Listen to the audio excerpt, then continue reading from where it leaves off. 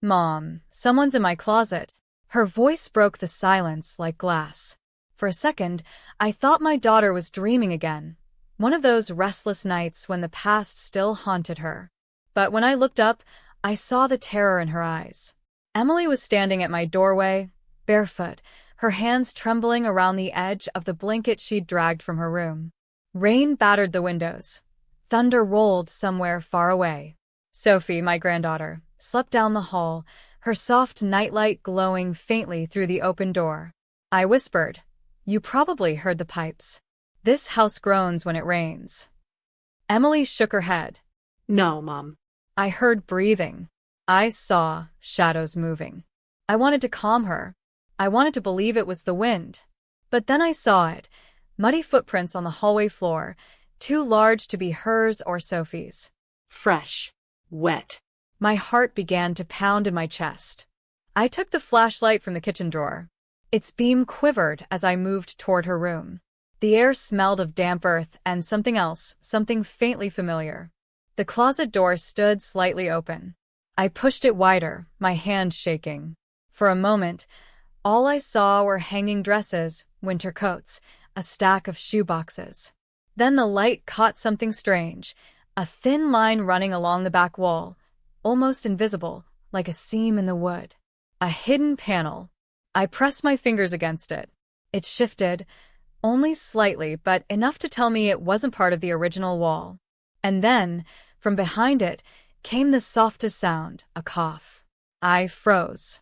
Emily covered her mouth to stop a scream. I turned the flashlight toward her, whispering, "Take Sophie to Mrs. Howard's next door." Now.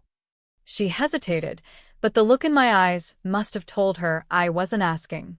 When she ran down the hall, I pressed the panel again. It moved just enough for a draft of cold air to brush my face. Somewhere beyond that thin wall, someone was there. And when I leaned close, a faint light flickered back, like the reflection of another flashlight.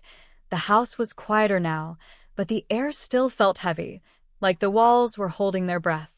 Emily had taken Sophie next door to Mrs. Howard's.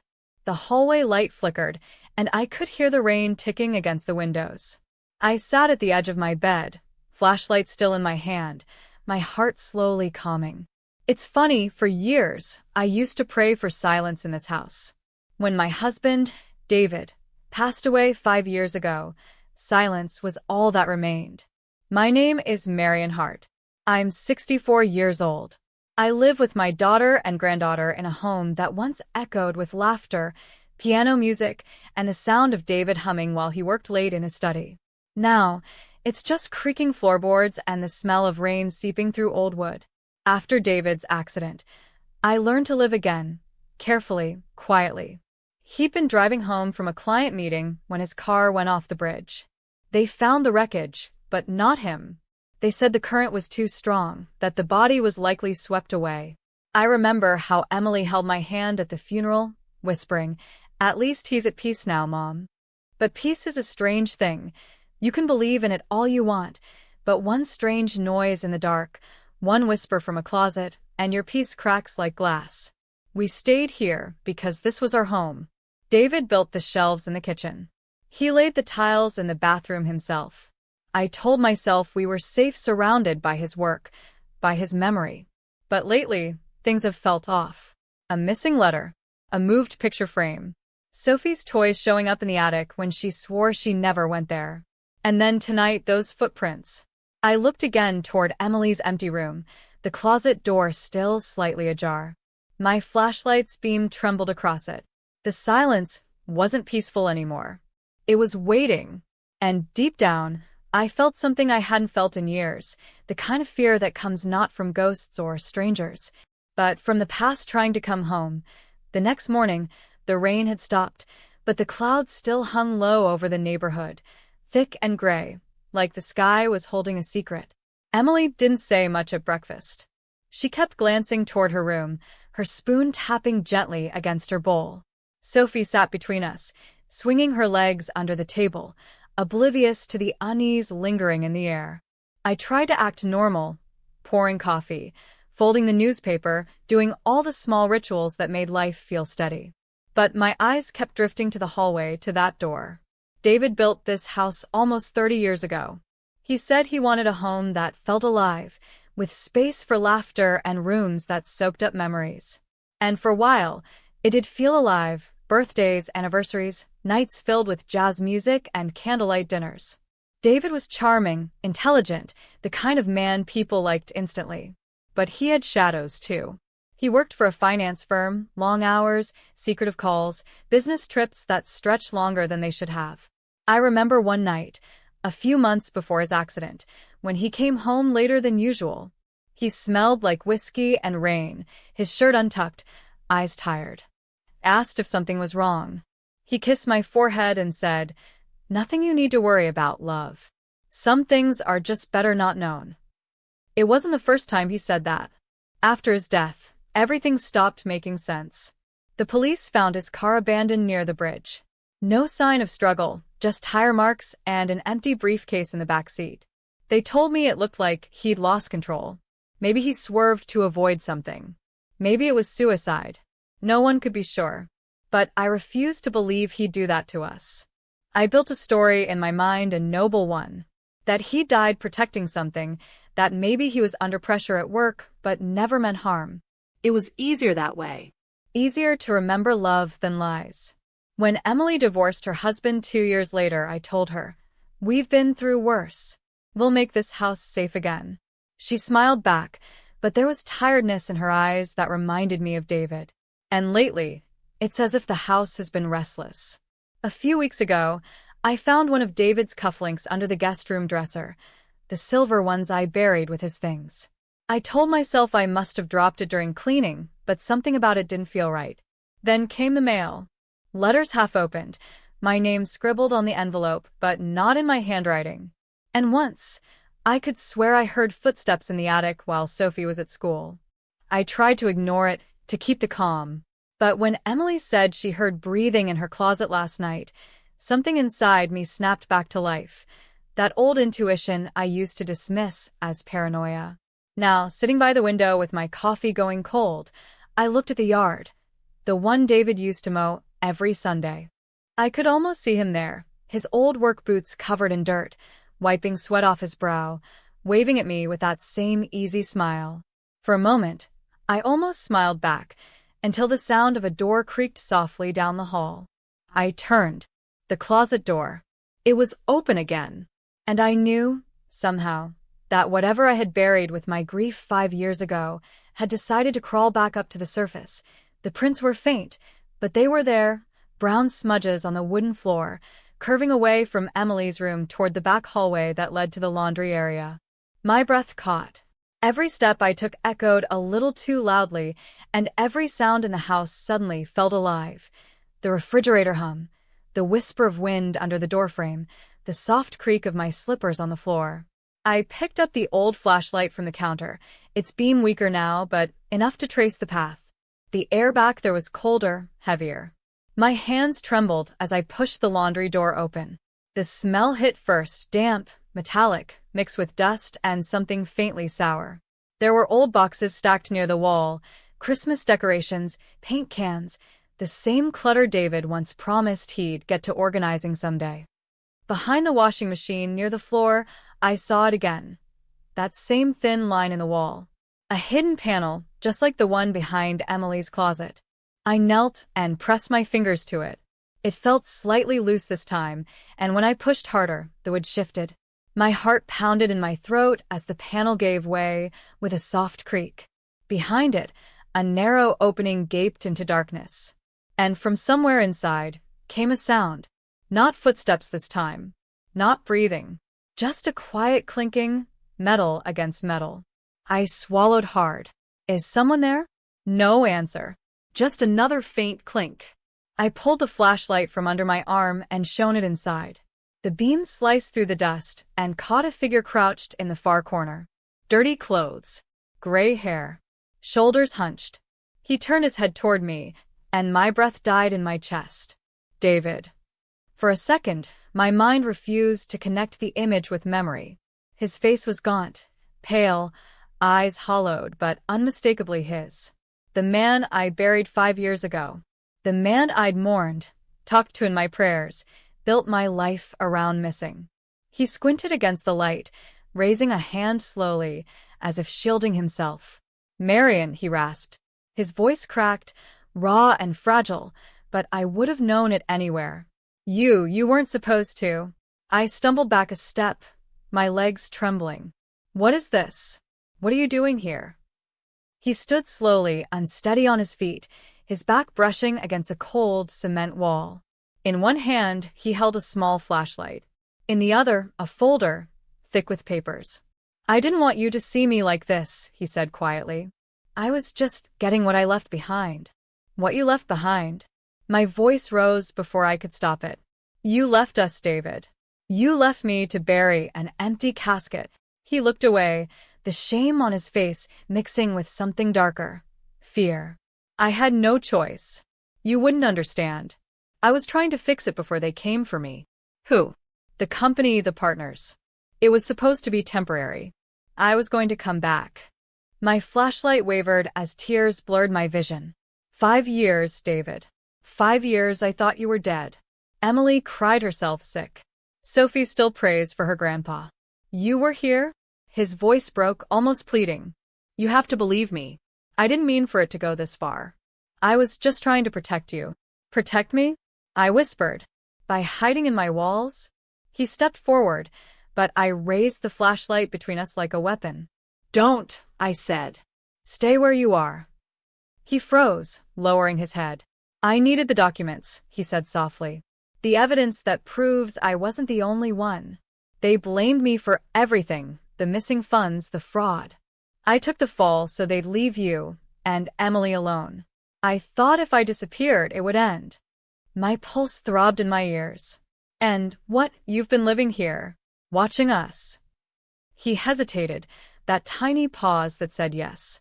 "I used the crawl space. It was safe. I came at night. I only took what I needed." Mail. "Food sometimes." A sound escaped my throat, part sob, part disbelief. "You were in this house while we grieved you." He took another step forward, voice shaking. "Please, Marion, let me take what I came for. After that, you'll never see me again." But before I could answer, footsteps echoed behind me, hurried, sharp. Emily's voice shouted from the hall. "Mom? Are you?" She froze when she saw him. The color drained from her face. "Dad." David's mouth opened, but no words came. Emily's eyes darted to me, then back to him, and I saw the exact moment her heartbreak turned into fury. "You're alive." He tried to reach out to her. "Emily, please." But she stepped back, shaking her head. "You let us mourn you. You let Mom," her voice cracked. "You let her break." The silence that followed was unbearable. Rain began again outside, soft at first, tapping against the window like a memory trying to return. David turned to me, desperate now. "I never stopped loving you. I thought I was saving you." I met his eyes, those same brown eyes that once made me believe in forever, and for the first time, I felt nothing. "You died 5 years ago, David," I said quietly. "You should have stayed dead." "Emily, stop," I said instinctively, but my voice cracked somewhere between fear and disbelief. She was shaking, tears streaking her face, her finger hovering over her phone's dial screen.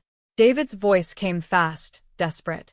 "If you call them, they'll think you were part of it. You don't know what they'll do." Emily cut him off. "You hid in our house, Dad. You watched us cry for you. You watched us mourn you, and you're talking about you." He took a step forward, his voice rising now. "You think I wanted this? You think I planned to live like an animal in the walls of my own home?" I stepped between them, my pulse hammering in my throat. "Enough," I said, though the word barely carried over the thunder. "You don't get to speak like that, not here." He stopped, chest heaving. For a long moment, none of us said anything. The flashlight beam trembled between my fingers. I could feel the memories pressing in from every wall. Birthdays, anniversaries, the smell of his aftershave, the echo of his laugh. I stared at the man in front of me, and my mind split in two. One half saw the husband who used to hold me close while I cooked, who stayed up with me when Emily was born, who promised me forever. The other half saw a stranger, hollow-eyed, half-starved, whose lies had hollowed out the family he'd once built. The truth was heavier than grief had ever been. When he died, at least there was an ending. Now, standing here, there was only unfinished pain. Emily was crying silently, her shoulders shaking. "You could have come home," she whispered. "We would have helped you. We would have forgiven you." David's face softened, and for a fleeting second, I saw the man he used to be. "I couldn't, sweetheart. I ruined everything. The partners found out about the missing funds. I thought I could fix it, pay it back before they noticed. But it spiraled. When the investigation began, I panicked. I faked the accident. I told myself it was to protect you." Emily's voice broke. "Protect us? You destroyed us." He dropped to his knees, burying his face in his hands. His shoulders trembled. I know. I turned away.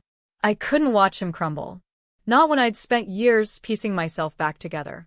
My fingers brushed the old ring on my hand, the one I never took off. It felt heavier now, like a weight of all the lies I'd been wearing unknowingly. The memories flooded in. The phone call from the police. The funeral, standing in the rain, holding Emily while she screamed. The nights I woke up reaching for a man who wasn't there. The house I refused to sell because I thought it was sacred ground. I gripped the table edge until my knuckles went white. My breath trembled. I'd built my healing on a lie. And yet, when I looked at him, I didn't just feel anger. I felt exhaustion. A bone-deep weariness that made me want to sit down and let it all fade. David lifted his head slowly. "Please, Marion. Let me just take what I came for, the documents, and I'll be gone. I won't bother you again. You'll never have to see me." Emily stared at him, disbelief turning to disgust. "You still think this is about money?" He looked away, shame etching lines into his face. "It's not about money. It's about surviving. There are people." "Stop," I said, my voice low but firm. "There's nothing left for you here." He looked at me then, really looked. The silence between us stretched thin, years of love, betrayal, and grief condensed into a single gaze. "Finally," he whispered, "I never stopped loving you." I took a long, shuddering breath. "Then you should have trusted me instead of hiding from me."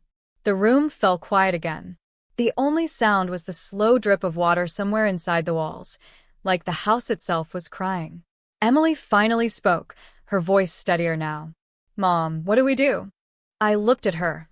My daughter, stronger than she realized, standing in the same spot where she once took her first steps.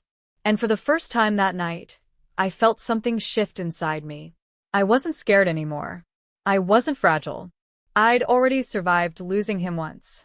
This time, I could survive ending him for real. "Call the police," I said quietly. David's eyes widened. "Marion, please. You don't know what you're doing." I looked him dead in the eyes. "Yes, David. For the first time in years, I do." He opened his mouth to protest, but then we all froze. From outside, in the distance, the sound of an engine idling. Headlights flashed across the curtains. David's expression changed, from desperation to terror. "They're here," he whispered. The sound of the car doors outside sliced through the silence, like a warning. Emily's grip tightened around my arm. David stood frozen, his face ashen. "Who's here?" I asked. My voice came out lower than I intended, steady, but sharp. He didn't answer right away. His gaze darted to the small crawl space behind him, then toward the narrow window near the ceiling. "They followed me," he whispered. "I thought I lost them." "Who?" Emily demanded. "The partners I told you about. The ones I took the fall for. They think I still have the files, the real ones. They want them destroyed before the investigation reopens." The sound of footsteps outside grew closer. Heavy, deliberate. My breath caught as a shadow crossed the frosted glass of the side door. "David, what did you do?" I hissed. He turned toward me, panic flashing across his eyes. "I was stupid. I thought I could fix things on my own. I forged numbers for the company, small things at first. Bonuses, offshore payments. Then they found out and they made me their scapegoat. I didn't run for me. I ran so they wouldn't come for you. I stared at him, disbelief burning in my chest. You ran from responsibility, not danger. Before he could reply, someone knocked on the back door. 3 hard, deliberate knocks. Then silence. Emily stepped back, whispering, "Mom, what do we do?" David's voice dropped to a trembling plea. "Don't open it. Just give me the folder. I'll leave. I'll lead them away." I looked at the folder in his hands, the same one I'd seen him clutching when I found him. "You said that's what you came for," I said. "What's inside?" He hesitated. "Evidence. Everything they did. And proof of what I did too." "Then give it to the police," Emily snapped. He shook his head. "If I do, they'll kill me before morning." There was another knock, louder this time. Then the metallic rattle of the door handle. My heart raced. "We're calling the police," I said. But David moved fast. Too fast for a man who looked so broken moments ago. He grabbed the folder and started toward the crawl space. "No," I shouted. "You're not running again."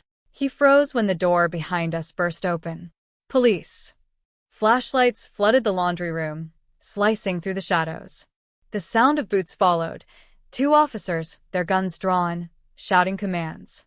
Emily and I both raised our hands instinctively, but David stumbled back, shielding the folder against his chest. "Drop it," one of the officers barked. David's eyes darted to me, wide and pleading. "Marion, please, tell them I'm not dangerous." I stared at him, shaking my head slowly. "You've been hiding in my home for months, David. You are dangerous, if not to others, then to the truth." His expression collapsed. He lowered the folder, hands trembling. One of the officers stepped forward and took it from him. The tension in the room broke like a dam. As they cuffed him, David looked over his shoulder at me. "Marion, I left something for you. In the crawl space. It's not what you think." I didn't answer. I just watched as they led him out into the rain. The flashing red and blue lights from the police cars painted the windows, flickering across the walls that had held too many secrets. Emily leaned into me, her head against my shoulder, her breath uneven. "It's over," she whispered. But it didn't feel over. Not yet. After the officers left, the house fell into silence again. The crawl space gaped open, the darkness inside like a wound that wouldn't close. I picked up the flashlight and crouched down. The floorboards creaked under my knees. Near the back wall, where David had been hiding, I saw something half buried under an old blanket. I reached out and pulled it free. A photograph. Our wedding day. Smiling faces frozen in sunlight. Folded around it was a yellowed note, written in David's handwriting. "I was weak. You never were." My fingers trembled. I didn't cry, not then. I just sat there, feeling the weight of the truth settle in. He wasn't just a thief of money. He had stolen years, peace, trust. And even now, he tried to leave me with one last burden, his apology. I folded the photo back, slid it into my pocket, and whispered into the silence. "You should have stayed gone, David." The rain didn't stop that night. It drummed steadily against the roof like a heartbeat, heavy, relentless, almost alive. I sat by the kitchen table, the folder David had fought so hard to protect lying open in front of me. Inside were pages of company ledgers, offshore accounts, and handwritten notes, not only from David but from 2 other executives I recognized from the old photos on his office wall. He wasn't lying about the others. But he hadn't been innocent either. I spent hours reading every page, my fingers tracing the lines of ink that had cost me 5 years of grief and confusion. The more I read, the more I realized. He'd started everything. The others just finished it. By morning, I'd made my decision. When Emily came downstairs, her eyes were red from crying. "Did you sleep?" she asked. "No," I said softly. "But I don't need to."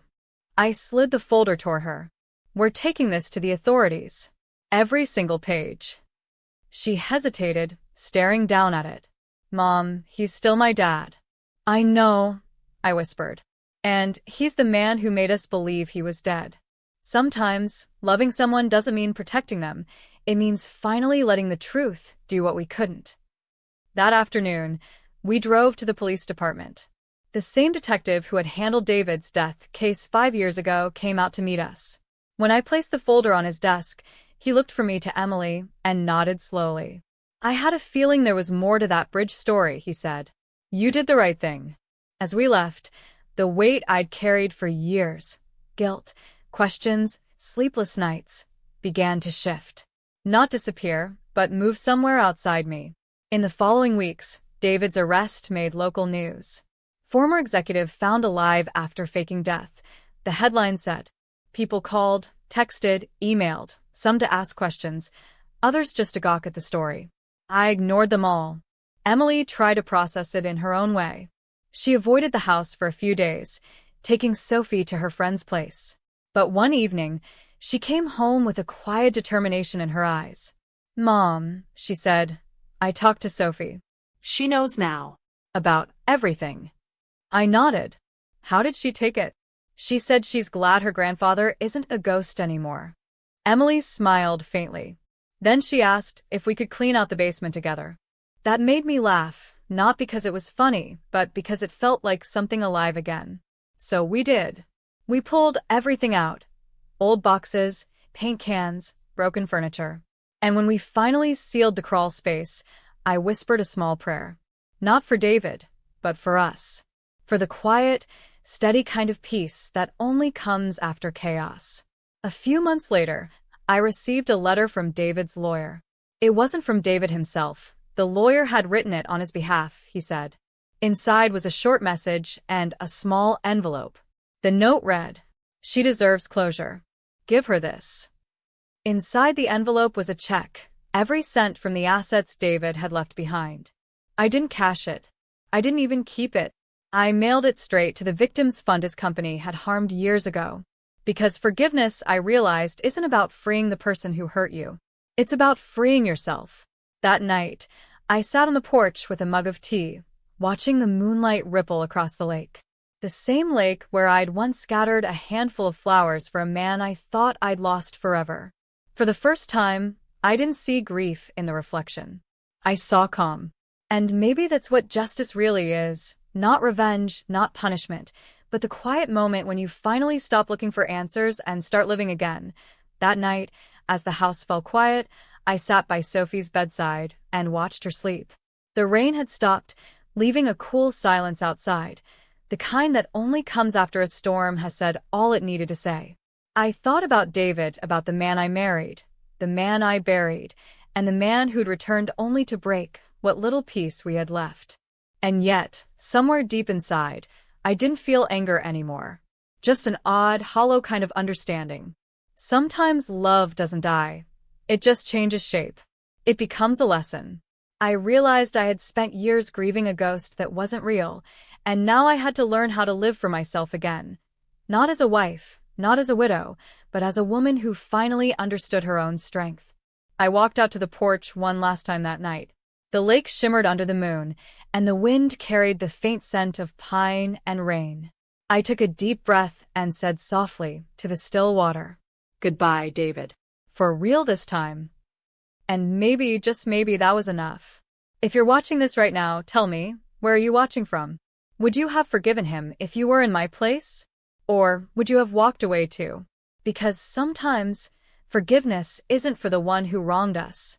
It's the final gift we give ourselves, so we can finally stop living in someone else's shadow. We spend years fearing what's outside our home, but the real danger often hides in the memories we never learned to bury. You know, life has a strange way of showing us the truth, not in grand moments, but in quiet ones. Sometimes, the ghosts we fear aren't strangers in the dark, they're memories we never dared to face. That night, when I closed the closet door, I didn't just shut David away. I shut away the pain, the confusion, the guilt, everything that kept me from living again. And for the first time in years, I felt free. That if you've ever been through something that broke your heart but made you stronger, then you already know what I mean. Tell me in the comments, where are you watching from? I always love knowing how far these stories travel and how many hearts they find along the way. And if this story touched you, even a little, don't forget to subscribe because every week I share another story like this one. A woman's truth, her heartbreak, her strength, her side of the story.